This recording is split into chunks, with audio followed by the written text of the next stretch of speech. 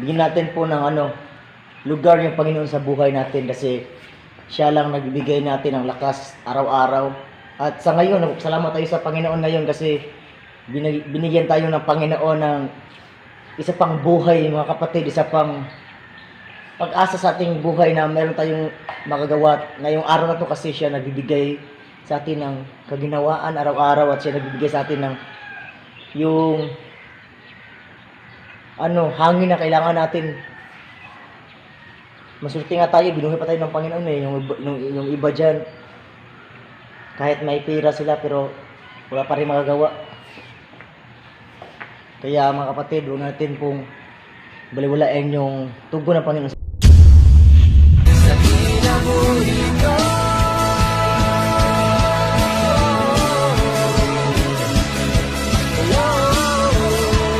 Kaya yung payo ko lang sa iyo kapatid,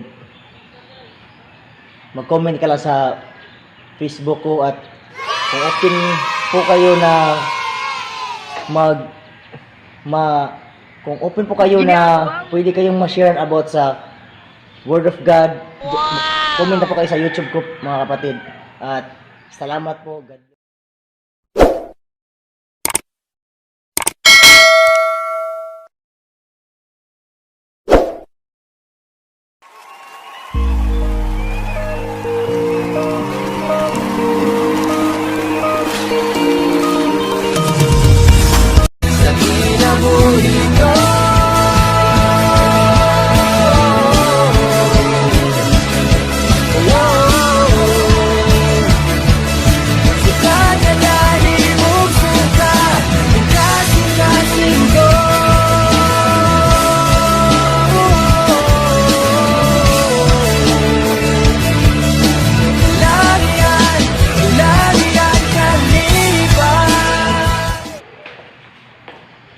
Sa ngayon po,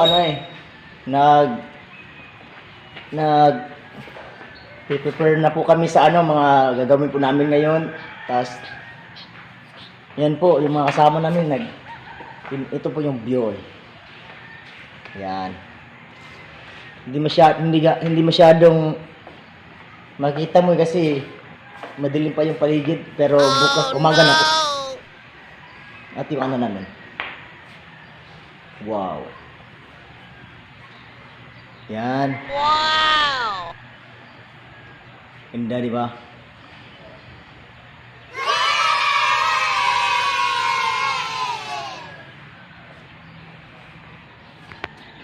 Pagising sa umaga, kay ganda, kay ganda.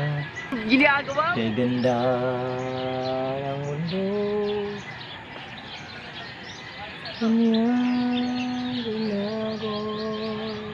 Kita nyo? Lahat ay aking ibibigay. Ibibigay pati aking buhay upang purihin siya. Sinilas to? Ayan na po. Agad-aga na po. Kita na yung mga view. Ayan. Yan. Ganda diba? Ito po yung tinatawag nilang Kanhulaw Resort daw. Lahat ka ng anak mo. Anak ko.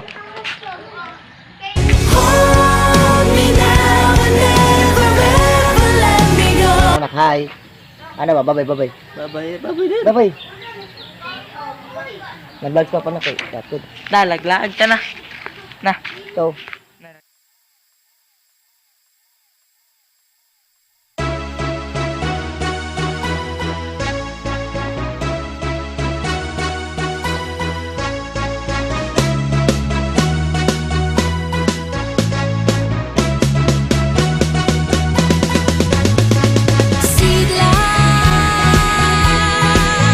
Ipakita ng iyong kahayag, sidla.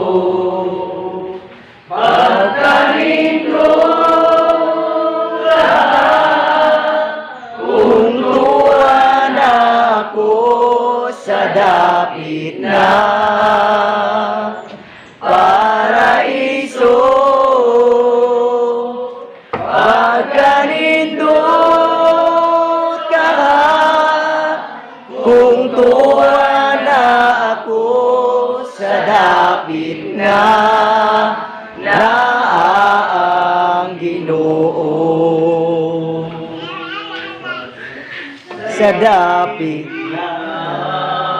ako sa presensya mo, balik kapatando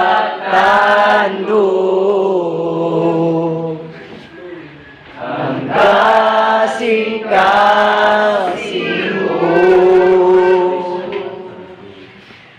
Gayiming awa ko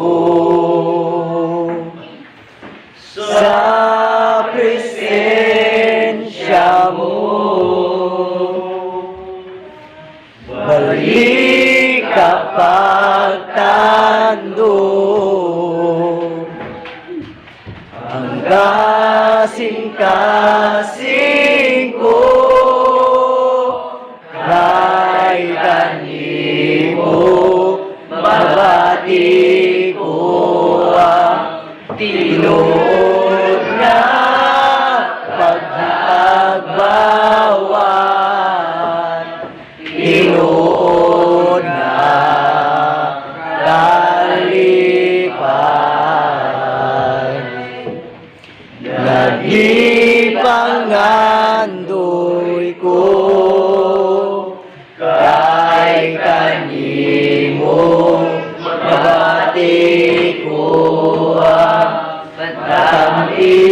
mong pag-igugma, O Jesus.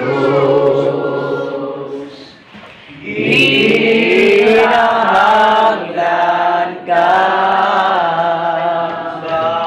kanimo mabati ko ang tinuod nga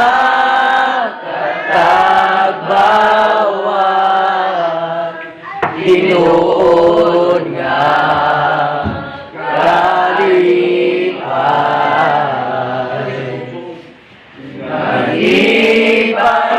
ipagrandoy ko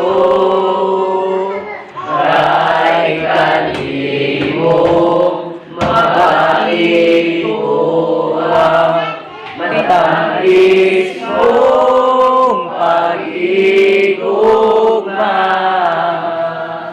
O Jesus. Di kinahanglan ka,